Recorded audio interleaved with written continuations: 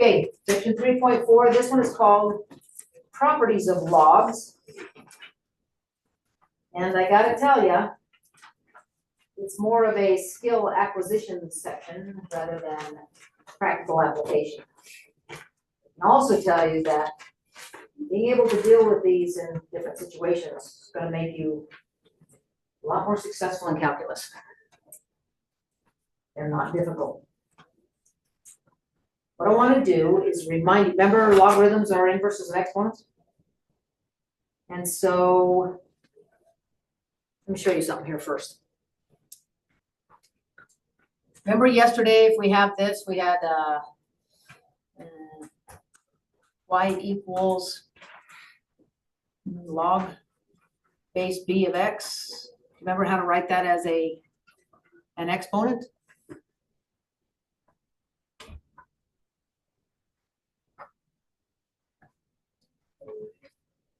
B to the y equals x.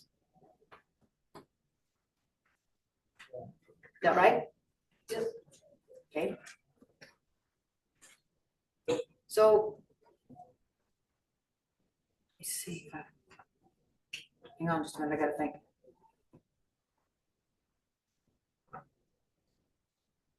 Oh, I know what I'm saying. Good.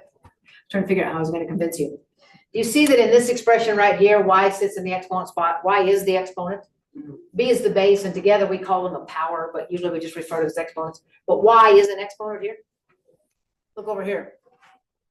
It's the same y. But y was an exponent. So guess what, folks? Logarithms are exponents. That's weird, huh? Logs are exponents because y equals this log here, and y is an exponent here, and they are the same y. And if I replaced y with what this is, then we would get x anyway, because we'd have b raised to the log base b of x, which we all know is x. Logs are exponents.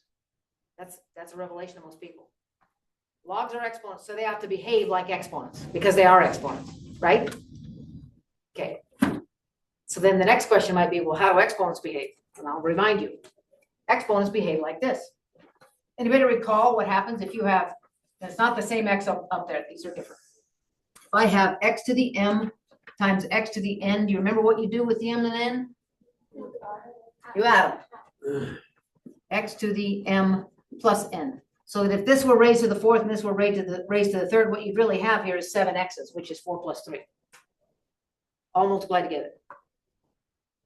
You're not just recalling a rule, are you? Do you understand why this must be the case? I can show you if you want.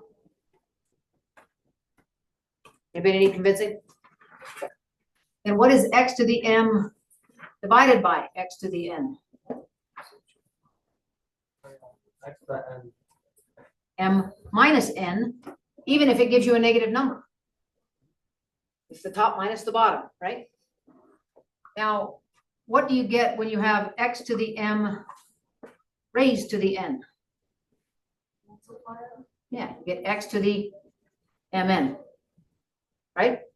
Now, there's one other exponential behavior that doesn't come into what we're talking today. You'll see why in a minute. But what if I have the nth root of x to the m, which is the inverse of this? Yeah, you get x to the m over n, right? Okay, this one's not going to come into it because this property can be written this way when we use fractional exponents. So this and this are kind of redundant when we're allowed to use fractions for exponents. Okay, so this one isn't going to come into it today. Did you get all done? Mm-hmm. Okay, where's your best? Okay, so that's good. All right, okay. So this is how exponents behave. When you're actually trying to multiply, we come down one on order of operations and add the little guys. When you're dividing, that's ultimately what you're trying to do is divide. How do we treat little ones? We come down one on order of operations and we subtract. If we're trying to power a power, we come down one from exponenting down to multiplication and we multiply those dudes. You don't have to remember it according to order of operations, although that's usually the way I teach it. But anyway, that's how they behave. So since logs are exponents, they ought to behave like this. And it's a little bit of fuzzy. I can prove it to you if you want. I can show you every single proof if you'd like to listen. but this feels like it's not a nice, crisp transition from this to the next. But see if you can buy it. And if you can buy it, great. If not, I'll prove it to you. If you have the log of m times n, then that's equal to the log of m plus the log of n. Products turn into sums, just like product turned into sum for the exponents. And it's sometimes a little hard to see that that is a direct translation to there because it's kind of weird looking. But can you see that that might be the case? It is. Like, you can take it on faith if you want.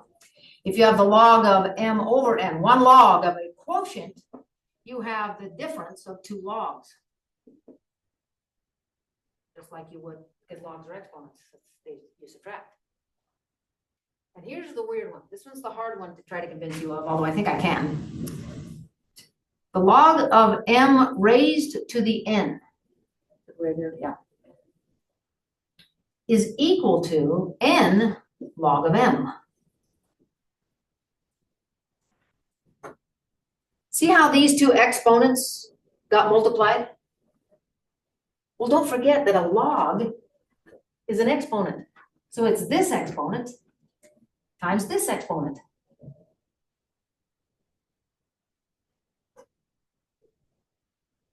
You gonna buy that? So I've got something raised to a power that turned into a product. Raising something to a power turned into a product with the exponents. You okay with that? The main thing to remember is that if something that you're logging has an exponent on it, it gets to swing around front. This one of the three is the most important because it gets these things that are in the exponent that we can't tackle with regular old algebraic means. It gets them down here where we can deal with them now that we're multiplying instead of powering. It's a very useful thing. Now, you're going to have to be able to take situations like this and turn them into these, or take situations like these and turn them into these. This is called, going from here to here is called expanding because you got more than one term now. You had one term here, you got two here. This is expanding, and believe it or not, this is also expanding. So if they give you something that's expanded and ask you to condense it, it means take this and turn it back into this. If they give you something like this and say expand it, they mean to take this and use these properties to expand it. And we get to use them, a whole bunch of them, all three of them, all at once in both cases. So I'm going to show you, it's in your book what these things are. If you haven't written them down, you may want to write them down or at least get them pretty solid in your mind because I'm going to show you how to use these. And normally I go over on the other board, but Sarah's watching and I don't want to move the computer. So I'm going to erase this. Y'all got an idea what's going on? Okay. Then I'm going to do some expansions and some condensings to show you how these properties are applied all at once to a rather large problem. Because you guys are all awfully bright, I'm going to do a big one at once, all at once. I'm going to expand it out, and I want you to study it and see why it is that that's the way it is. So, and by the way, it's log base anything. I just put log base 10 on those because I don't want to write the base. As long as whatever the log base is the log base for all of them as you go through. So, if I have the log base 7, just to demonstrate this, of x to the third y square root of z over w squared cube rooted, and I want to expand that, it expands like this. See if you can follow it. It's going to be 3 log base 7 of x plus the log base 7 of y plus 1/2 the log base 7 of z minus 2/3 the log base 7 of w.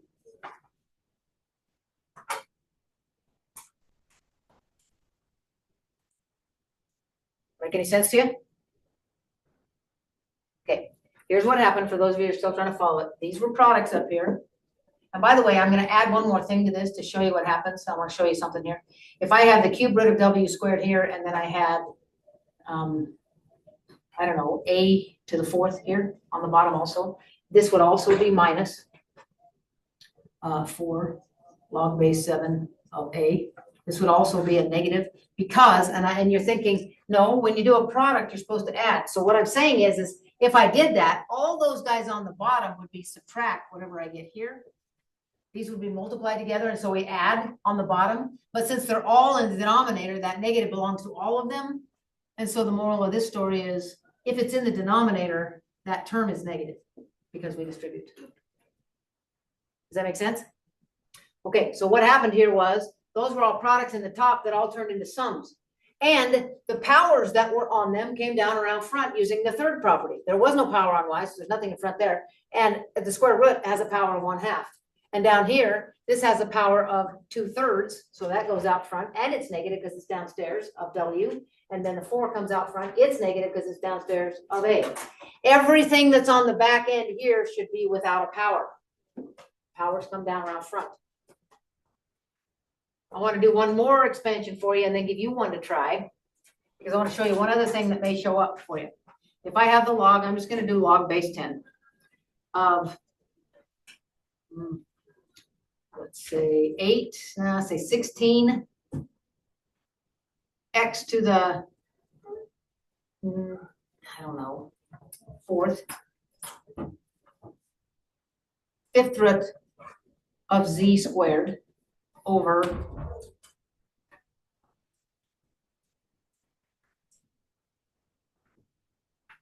I'm going to show you a couple of things in this one. 2 x to the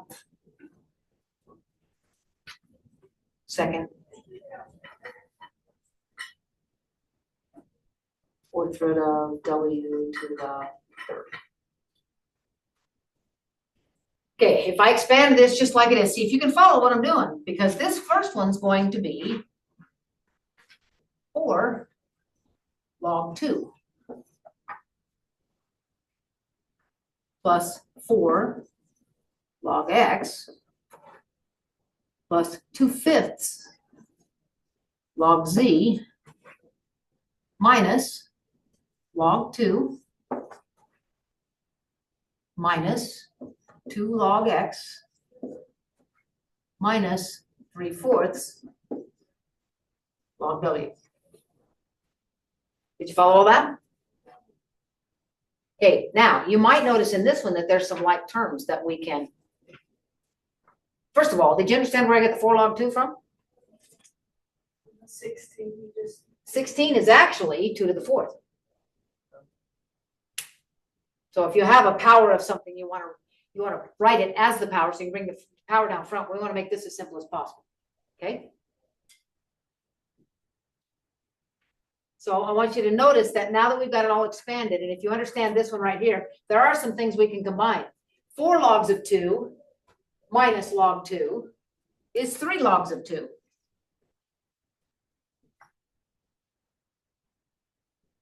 Four logs of x here minus 2 logs of x here is 2 logs of x.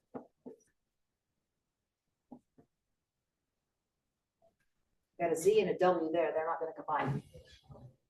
So I gotta add those in. That's going to be 2/5 log z minus 3/4 log w. Another thing you might have noticed, or maybe didn't, I don't know, but we could have simplified that fraction to begin with and dodged this necessity to combine like terms. We could have simplified this first, because 2 goes into 16, leaving an 8, and isn't 8 2 to the 3rd? Okay, we could have canceled 2 x's out of here, leaving 2 here, and wouldn't that make this one, when we've expanded it, 2 log x? And that's what we get by subtracting the like terms anyway. So the exponents really are behaving. I mean, the logarithms really are behaving like exponents. My recommendation, get this as simple as you can first, then expand it. Then you won't have to combine like terms. If you choose not to do that, then you need to look at what you've got once you expand it and combine the like terms together. One way or another, it's got to be simplified. You can't leave it expanded like that because it hasn't been simplified. Y'all following? You see how that would yield the same thing, whether you simplify it first or combine like terms later? Everybody good? Okay, if this were a 7 here, then you would just write log 7 because that can't be reduced. But if it were a, if it were a, well, any perfect power of something, you're gonna want to write it as a power if you can. Okay. You want to try one? Yeah. Okay. You guys try. Can you all see it if I write it here? Yeah. Okay, so how you guys expand this one? Actually, this will make it a little easier for you. I'm going to do natural log. So that just means everything's going to have a natural log in front of it. Natural log of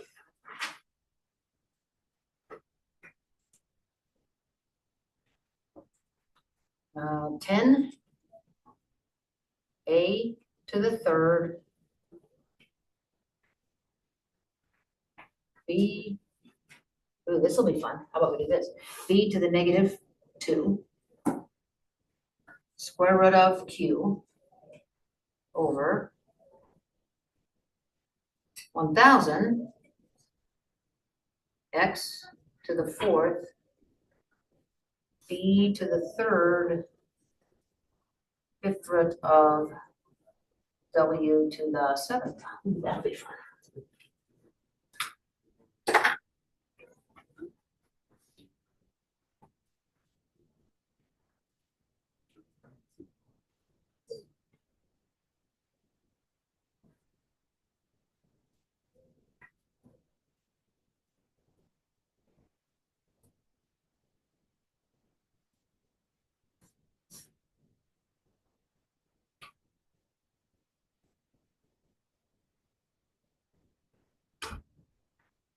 Is that a 7 on the W? Yep.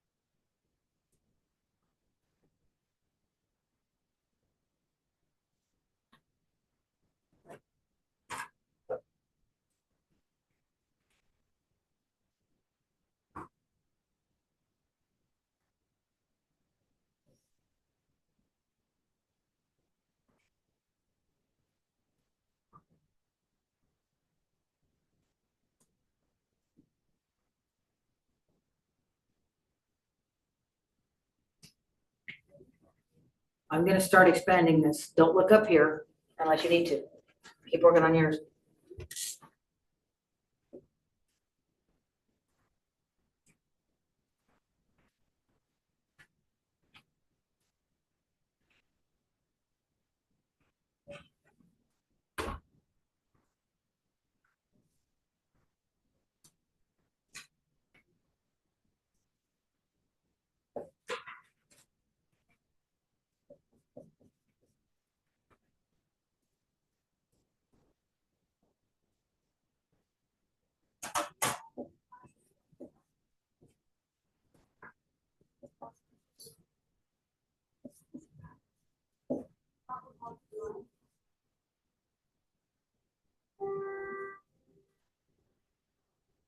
Oh.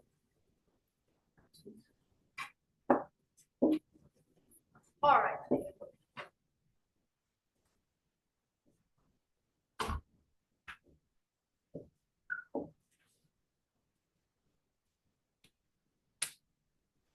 Yeah, I'm gonna leave that 7/5. That's probably better. You have to combine them, so I'll write 7/5.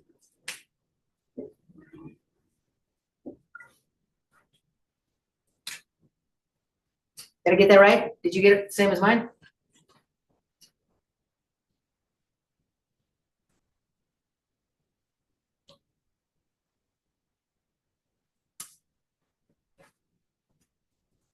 I don't know why this was never.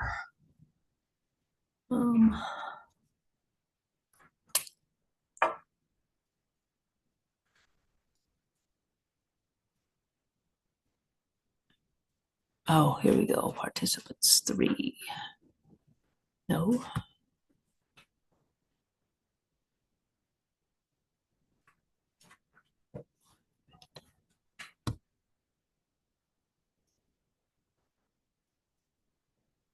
Are you there, Sam? Yes, I'm here. I'm sorry about that. I didn't see that you wanted to be admitted. I thought maybe you had to miss the lecture today, and so I didn't. And then I had to hunt for you. And when I found you, I'll do better. I don't understand this Zoom thing like I should, so I will do better at looking for you before I start. Oh, okay. Thank you. We're talking about expanding things, and I am recording it, so you can look at the front end of it after I get it posted on YouTube, okay? Okay. Thank you. Okay. Did we get the same thing I got, or did I make a mistake? Nope, I got that. Very good. Now, I want to show you something that could have happened here on this one.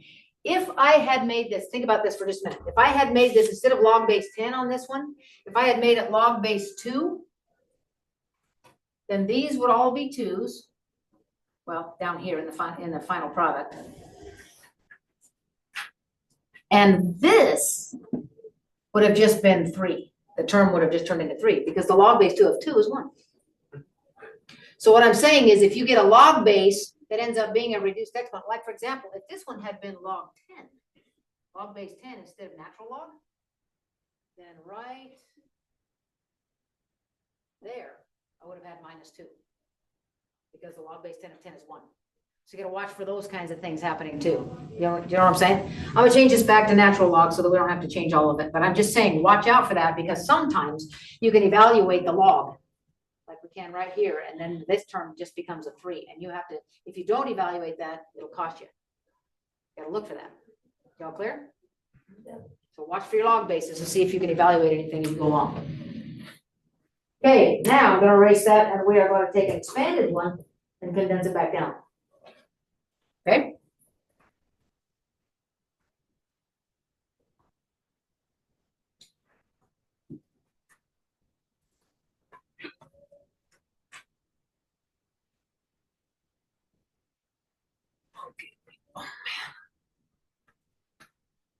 Arm work. Okay.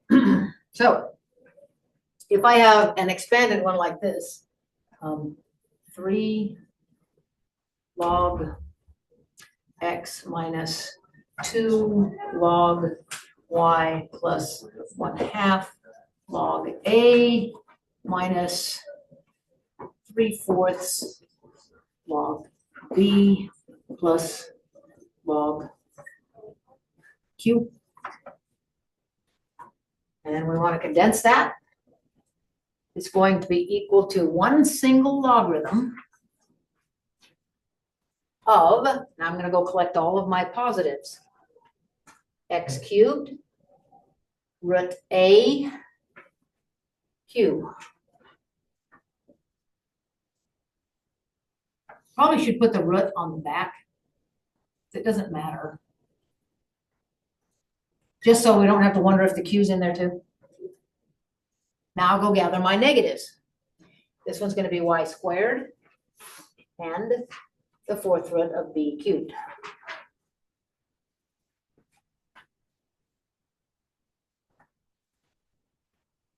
Catch that? You want to try one? By the way, the ones on your exercise are not nearly as tough as the ones I'm putting up here. So if you can handle these, this is going to be a breeze for the do expanding and condensing. So let's try -7 log base 3 of x minus 1/2 log base 3 of y plus 6 log base 3 of w minus 4 log base, let's do 4, let's do 2/3 of q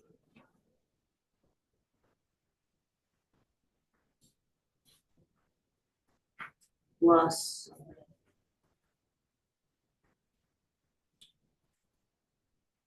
5 log base 3 of 2.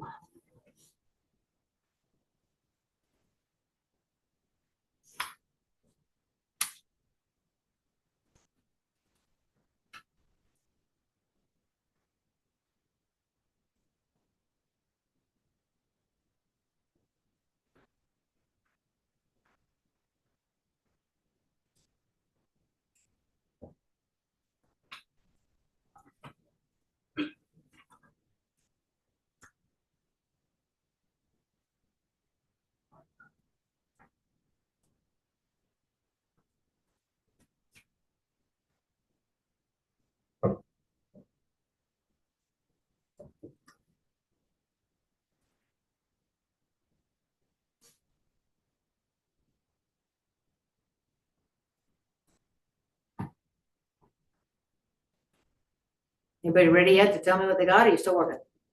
Wait a minute, okay.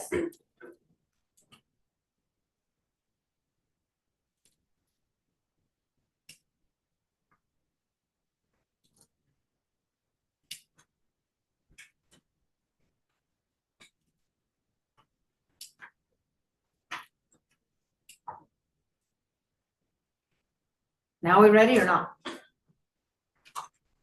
So this is gonna condense down to 1 log base 3. What's the numerator? W to the 6th and 32. You all know where that came from? Anybody questioning that? You thought it was a B? Oh, I'm sorry, that is my 6. My B's are really straight up and down. So that is a 6 there. If you wrote W to the B, that's okay. Okay, so we first hunt down the positive ones, and the only positive ones are this one and this one. This one turns into W to the 6th, and this one turns into 2 to the 5th, which we evaluate. So it's 32 W to the 6th in the top. Okay, what's in the denominator? Good. Square root of y. Square root of y. And when we do that, we probably better put a hook on that so we make sure that the next one doesn't end up being a radical of a radical. What's the next one? Cube root of q squared. Cube root of 2q squared. There you go. Not too bad, right? Now you might think that's the end of the lecture. It's not. It's about 2/3 of the lecture. The rest of it is actually pretty cool. Again, you're just, in this section, you're just acquiring skills and practicing skills. So don't expect anything practical to come out of this. Now we're gonna run over to the middle of page 279. It's 2 pages later, Sam. And if you look for it, it's got a big title to it. It's called Change of Base. You'll notice in your calculators, and I've told you this before, that you've already looked at it from yesterday. There's, put this over here. There's only 2 keys where you can log. They're dedicated keys. There's a log, common log of base 10, and there's the natural log of base E. And those are the only keys you've got. But there's a lot of situations where the base is not base 10 or base E. So where's the button for that to evaluate? So don't be doing that yet. We'll get there. I want to show you something cool that your teachers in the future are going to expect you to know and use. So you can use the math key and change it to whatever you want. I want to show you this because it's not only useful for evaluating, it's also useful for graphing a lot of other things, especially in calculus when you have to change things from one thing to another. Anyway, just consider this with me for a moment. A to the x, consider this, a to the x equals n. Based on your experience from yesterday, can you change that expression to a logarithm form? Okay, what is it? Log of the n. Log base of what?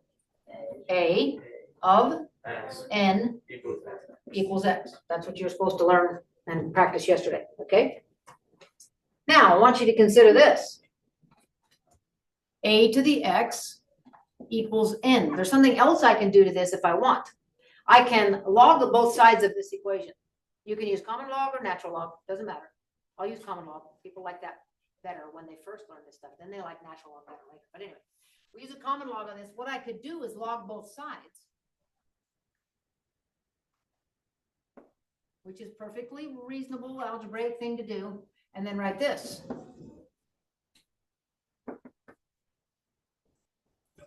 You see I can do that? I can pull the x down front, Yeah. like for the properties we just learned today. Okay, and so that's just from logging both sides. Now, can you see that if I continue with this, if I solved this thingy here for x, x would be equal to the log of n over the log of a? Yeah. Okay, and over here, I already have x solved for. X is by itself here and resulted in changing the exponent to a log. Over here, I applied the properties of today and got another result for x. Since they are the same x that came from the same expression, shouldn't these two things be equal? And they are. The log base a of n is equal to the log of n over the log of a. Meaning that if you wanted to evaluate the log base 3 of 7, you could use your common log key by writing the log of 7 over the log of 3. That way you can use your log key to evaluate any base that you want. Does that make sense to you? You can also go to your math key and you fill in this box and this box, and it will give you the same answer. But this fact right here can be extremely useful to you in a lot of other contexts. So I need you to know it, even if you're not going. I really would like you to use it for today. When you see something like this and they ask you to evaluate it, do it this way, just to get used to what it is. It's the log of the big guy over the log of the base. Just like it looks like. This looks like it's above this one, so it's the log of n over log of a. And by the way, we could have made this exact same argument with a natural log. So that's also equivalent to the natural log key of 7 over the natural log of 3. Check it out. You should get the same decimal by taking the natural log of 7 over the natural log of 3. Now, nobody's ever done this, but don't be dumb. Don't take the natural log of 7 and the common log of 3. You're screwing up the whole thing. Pick a log and stick with it. When you go to graph something of a different base, you can go to your math key and fill in the little boxes if you want. But what I'm saying is, if it asks you to graph the log base 3 of x, in your y equals key, you could write y1 equals the log, common log of x, divided by the common log of 3. Sorry, common log, I just made that very same mistake because I'm used to writing log ln. I do a lot of lnning. Okay, you can rewrite that this way using your common log key, and it will graph this. So graphing, it works for graphing as well. It works for a lot of different things. When you have to create a proportion to solve, it's nice to be able to write it as a fraction. Okay, so it is useful, even though you've got where you can fill in any log. Do you all know what he's talking about, what Brock's talking about? You can fill in any log base you want using the math key. Yes. You're familiar with that? So be aware of that. But today, would you please do this, just so that I know that you've acquired this fact, because it can be very useful, okay? All right. One other quirky little thing that may show up that's kind of nice to know, especially in this exercise. I want to show you something here. Is everybody good with this? I can erase all this. This was just the proof, and then you just got to know this. If you got that down pretty, it's not hard to memorize. If you got that down pretty well, I'm going to erase this stuff and show you one more thing, and then we'll be done. It turns out that you can have the base of a log be a fraction. It can't be negative. Can't be negative, but it could be a fraction. So consider this with me for a minute. If I have the log, hands are all shot. That was pretty good last hour. If I have the log base 1 over b, so I'm just making it a unit fraction. It's just a fraction of x equals y. Can you take that logarithm for me and change it to an exponent? I'm asking you to do it backwards, what we did just a minute ago. Change that to an exponent. What would it be?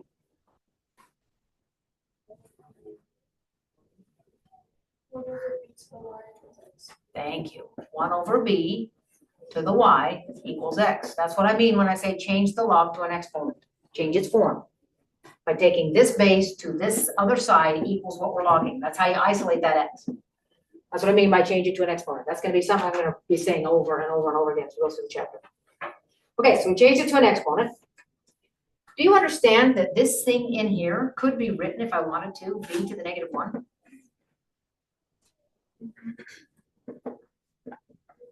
And then if I apply properties of exponents that I know, that would be b to the negative y by multiplying those two. You okay to there? Now, take that, now that we've doctored up this equivalent form of an exponent, take that one that we've got now and rewrite it as a logarithm. Can you do that? Change that to a log. What would it be? Wait, so The log of B, Log base B log base B times X, of or X of X uh-huh, equals Y. equals negative Y. negative Y. Now, if I divide both sides by a negative, I get negative log base B of X equals positive Y. That way I've got Y by itself without the negative on it. So with all that process coming through here, what we've discovered is that the log base 1 over B of X is exactly the same thing as the negative log base reciprocal of that of X, which is kind of cool. So if you've got a fraction for a base, you can just slap a negative on it and make the reciprocal of that be the base of your log if you want, which can be kind of useful. So let me show you an example of that. If I wanted to evaluate the log 1/4, base 1/4 of 5, I could instead evaluate the negative log base 4 of 5 for 1, 2. It's not all that great, but it's kind of, it can be kind of useful when you're talking about fractions. Fractions turn into negative signs because the 4 comes up to a -1. That's what's going on. It's not great. It's not used a lot, and you probably forget it after this section, but it might be useful to you this section to be able to evaluate this instead of this. Okay? If you don't want to use it, you don't have to. It's not actually in the book. It's just something cool that happens. And we're not going to do anything with Kepler's third law of motion, planetary motion. That's what they want us to do. I don't want to do that. So we're not. We're done. And you have your assignments, right? Got it. I have a question looking at this. For 29, it says write the expression using only natural logarithms. It has log 3 of X. Yeah. So write it. Natural log X over natural log 3. Oh, okay. That just change the base rule. Using natural log instead of common log. That's Okay. right. Okay. Any other questions? You guys are going to get, I don't ask this very often. This is gonna seem really crazy to you. But I kind of wish that you wouldn't do this homework, a lot of it now. I want you to save some for Thursday or Friday when I'm gonna be gone, so you'll have something to do. And the substitute can say, yeah, they worked really hard, they did really well. No. So I'm not gonna be here to lecture, and we do not get substitutes that know how to lecture. I'm gonna stop the recording right now, you guys, but you guys can stay tuned in.